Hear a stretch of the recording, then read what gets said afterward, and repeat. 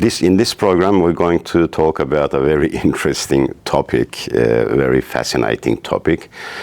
We are going to look at the life of Dhul Qarnayn and who are the Yajuj and Majuj. When we look at the term Dhul Qarnayn, etymologically, it means the possessor of two horns, two realms, or 2 centuries or time periods as well. The Qur'an states in Surah Kahf 84, Bismillahirrahmanirrahim, Inna makkanna lahu fil ardi wa ataynahu min kulli shay'in sababa. It means, surely we have established him on earth and gave him the means to all things, knowledge, power, etc. In the Jewish tradition, when we look at the Jewish tradition, Dhul Qarnayn was Cyrus the Great, the Persian king, who lived about 2,600 years ago. They believe that he is the person who saved the Jews in Babylon. But there are other views. Some people believe that Dhul Qarnayn was Alexander the Great because he wore this helmet on his head, which had 2 horns. However, these views are not really compatible with the Quran. Some Muslim scholars argued that Prophet Sulaiman and Dhul Qarnayn are the same person, while others believe that he was a very powerful, pious king who taught people Tawheed, and he ruled with justice as well. However, if we analyze the verses carefully, we see that he was someone quite unique, perhaps a man with powers beyond this world, beyond his time as well. And we can see this in the Quranic verses, in particular in Surah Kahf. The verses in the Surah Kahf 85 and 86 states that he traveled a course until he reached the setting point of the sun. This is how the verse goes. He saw the sun sink into a dark, murky eye. The term used in this verse is Aynin Hami'etin. It's quite an amazing term, interesting term, because when we look at classical tafsir scholars, they explain this verse as he traveled to the west and saw the sun setting into the Atlantic Ocean or the Mediterranean Sea. This was their interpretation. But if we analyze the verse very carefully, we will see that this interpretation does have some problems. Like, for example, the verse says setting point of the sun. It doesn't specifically say the west. It uses the term setting point of the sun. Where does the sun set on earth? When we think about it, where would you pinpoint a location on earth and say this is the point where the sun sets? This is not really possible, because we cannot use cardinal directions in regards to this, because the sun sets everywhere on earth. So there is no specific point on earth that we can locate and say this is the setting point of the sun. Number 2 is the sun, which is about 1.3 million times bigger than the earth, cannot really sink into the Atlantic Ocean. This is illogical too, unless we take the whole thing as a metaphor, mutashabihat, and we could say that the Quran is describing perhaps a picture, a scene, where a person is standing next to the coast of Africa and actually watching the sun set into the sea or the Atlantic Ocean. But the verse does not use the term sea. If you look at that verse, those verses, it does not use the term sea. It says a dark, murky spot, which looks like the pupil of the human eye. So what could really be the verse referring to here? There is one theologian who passed away now. He wrote an entire book on this. His name is Iskender Türe. And he has this very interesting interpretation. He argues that Dhul Qarnayn did not really travel on Earth, but he was some type of a space traveler. And perhaps he may have traveled to what we call in astronomy solar apex. Solar apex is the place where actually the Earth heading towards at the moment. And maybe if we look at the description in the Qur'an in Surah Kahf, the sun or the star was sinking into some type of a black hole. This is one interpretation that he puts forward. And in regards to solar apex, if we look at it from an astronomical perspective, it refers to the direction that the sun travels with respect to LSR, meaning the rest of the local stars. Solar apex is located at the constellation of Hercules, near the star Vega. The opposite direction in astronomy is called solar antepex, which is located near the star Zeta Canis Majoris.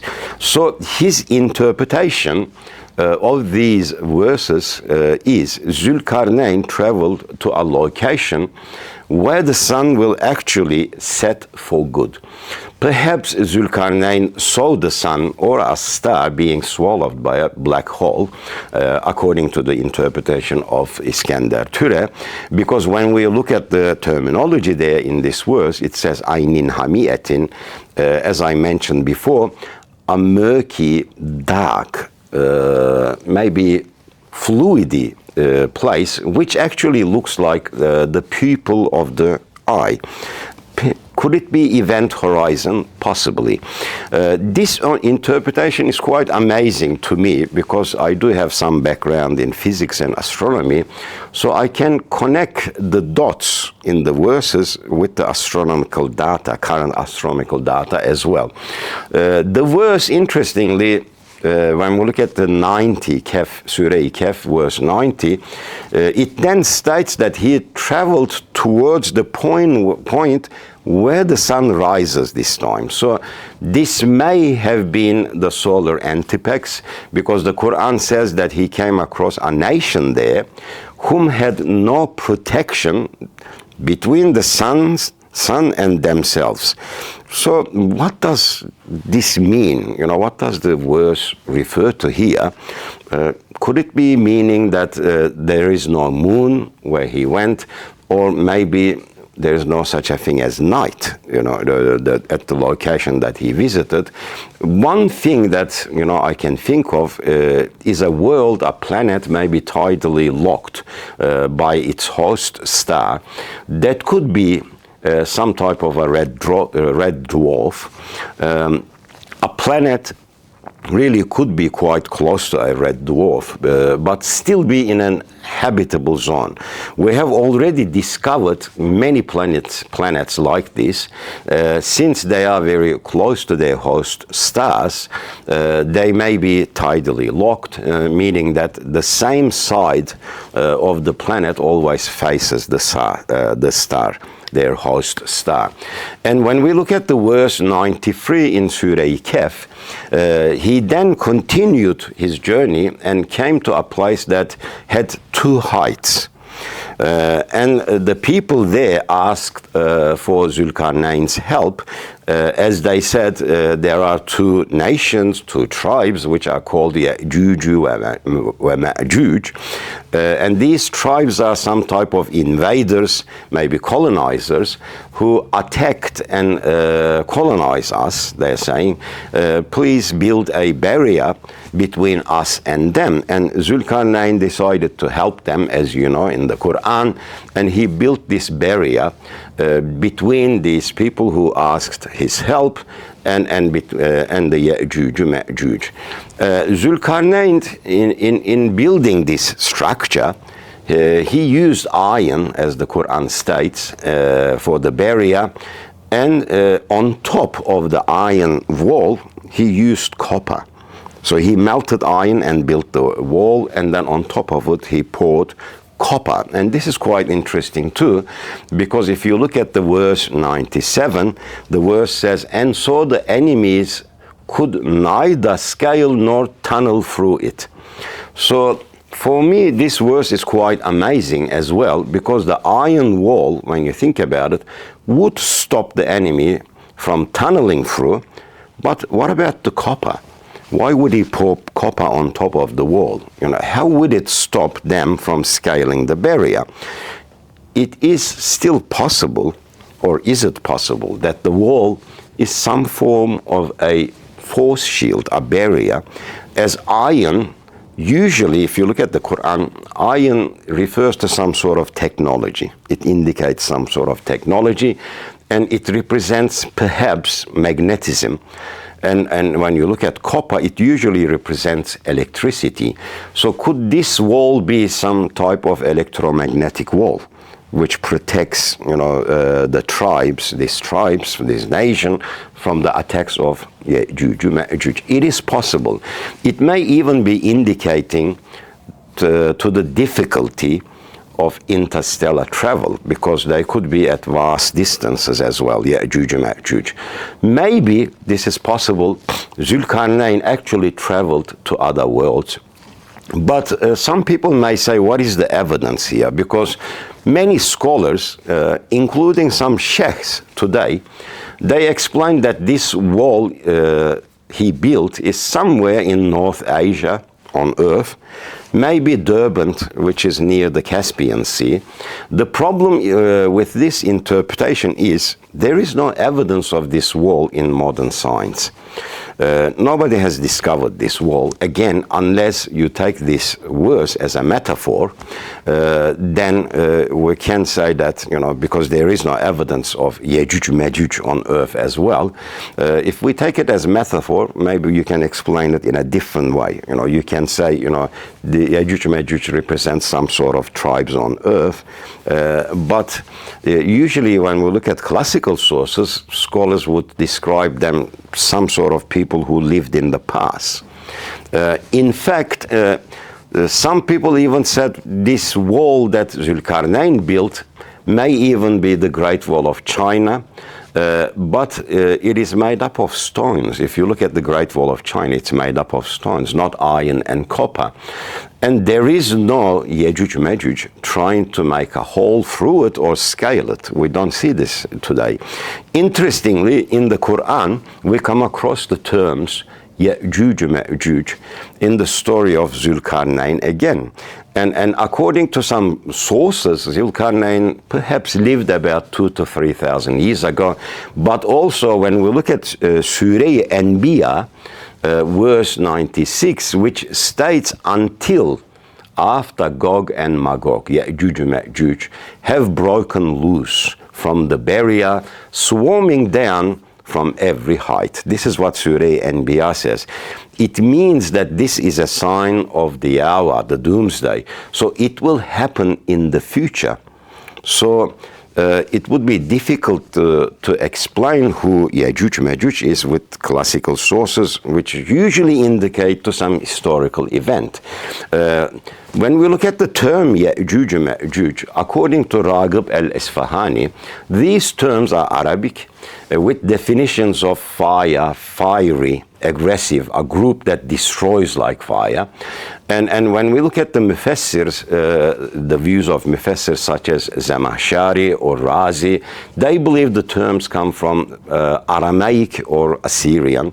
On the other hand, some scholars argued that the Yajuj and Majuj are two tribes whose family tree usually go back to Yasef, who was one of the sons of Nuh alayhi salam, Noah, while others argued that they are non-human. So scholars believe that they are two human tribes, some of the scholars, and they base their arguments, views, we should say, on a hadith, where the noble Prophet ﷺ says, out of the sons of Adam, 99% will be punished, in a hadith. But when you look at that hadith, it sort of continues with the words that the Prophet says, 99% of those who will go to Jahannam, who will be punished, are Yajuj and Majuj. So from this hadith, they take the understanding that Yajuj and Majuj is some type of human nations, tribes, the famous scholar Bediüzzaman Said Nursi argued that both views are possible. As he said in his Risale-i-Nur, Yajuj and Majuj are either Ademi or Gayri Ademi. This is the terms he used there, meaning they are human or non-human. I find that quite amazing too. They may still be human-like beings in appearance. They could be bipedal, able to speak, have intellect, and perhaps possess some form of technology. Because if we look at the hadith, we will see that, yes, indeed, they do speak. They are intellectual beings, but they are very aggressive beings, and they do have some sort of power to defeat human beings. There are also some classical views which argue that they are two human tribes.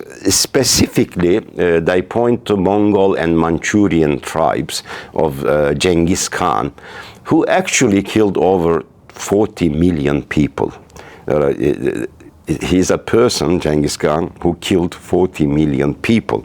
So this is a possibility too, but the noble Prophet ﷺ said they will come at a time when Isa ﷺ, Messiah, returns.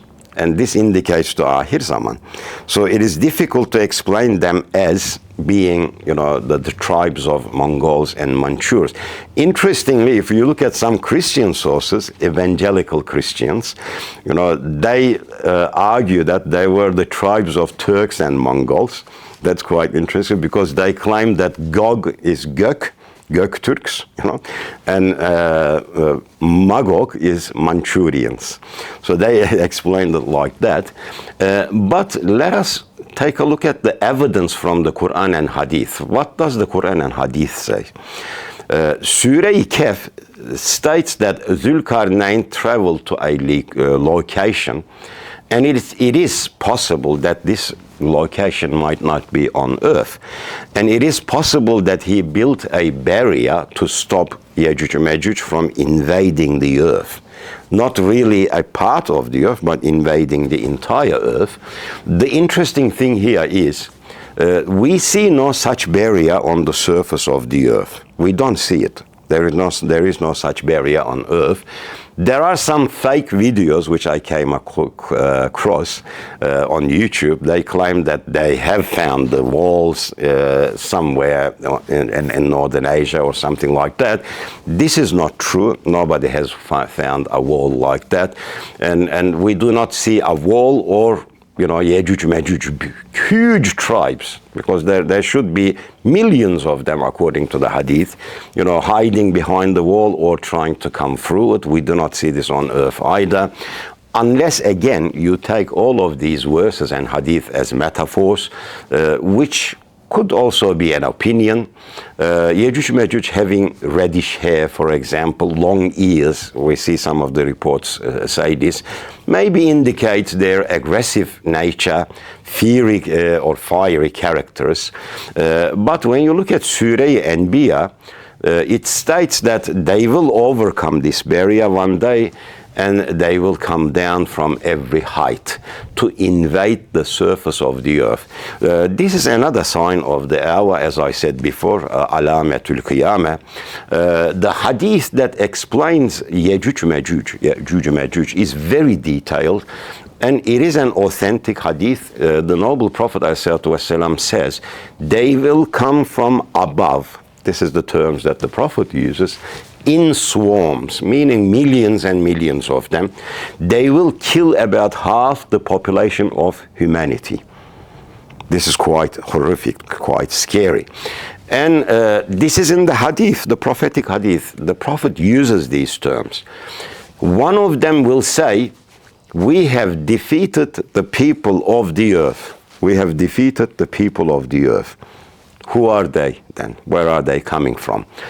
And the Prophet says they will dry out huge lakes, such as Lake Tiberias. This is quite interesting too. It means that water is very important for them. It's an indication of this. And how could, a population of human nation dry out an entire lake, within a short period of time? And they will also say in the hadith again, we have defeated the people of the sky as well. People of the sky as well. So believers will seek refuge in mountains with the guidance of the Masih, Isa alayhi salam, according to the hadith. After a while, some believers will be sent as scouts to see what's happening, on the lower grounds. They will come down the mountains to witness the dead bodies of millions and millions of Yajuj and Majuj. Then the noble prophet actually continues in this hadith. It's a very long hadith, where he says, Allah subhanahu wa ta'ala will then send these tiny creatures, dabbas. Most probably, if you look at the hadith, he is referring to either bacteria or viruses, and they will infest the necks of Yajuj and Majuj, and eventually they will all die. So they are dying not because human beings can fight them, resist them, with all of our weaponry in the future as well, but they are dying because of bacteria. And this sounds to me like Yajuj and Majuj are not immune to Earth's pathogens. That's what it sounds like. Then the noble Prophet ﷺ says, Allah will then send these large flying objects, a type of bird, he says, that no one has ever seen before, and they will collect the dead bodies of Yajuj and Majuj and clear the earth, surface of the earth from their corpses. Now, when you think about it, do these descriptions described in the hadith sound like they are humans?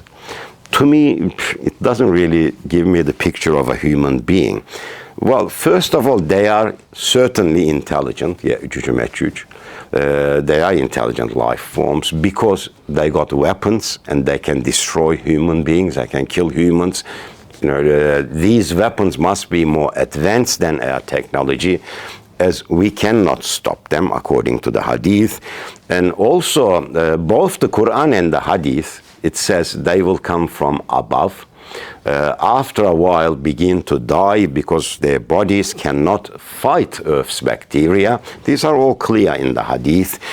Some translates the term heights as slopes, meaning they may be hills or mountains, but this does not really make sense because if they are coming down from hills and mountains and slopes, then why would human beings take refuge in mountains where they are coming down from? It doesn't make sense to me. I think they will be coming down, they are coming from a very hot world. There's no doubt about it. And you might remember in the previous verses where it says there is no barrier between them and the sun. So they may be coming from a hot, very hot world. And that is why they attack our waters first, drinking our lakes or consuming our lakes. I do not think that they like the cold. They are fond of the cold. Maybe this is why Isa alayhi salam helps people to seek refuge in mountains, according to the hadith. And it's very clearly mentioned in the hadith that they will start dying because of a tiny creature. As I mentioned before, I think this is some type of bacteria, as their bodies are not immune like us. However, we should point out that interpreting Hadith al-Fitan, which is highly metaphorical, if you look at all the Hadith al-Fitan, you will see that it includes a lot of mutashabihat. We need to be very careful, and we need to avoid speaking in certainty, because we cannot say this is what it is, this will happen, because only Allah knows what will happen, what these verses and hadiths indicate, and His beloved Prophet. And we should say in regards to this type of verses and hadiths which are mutashabihat, that Allah knows best. Yes, indeed, He knows best.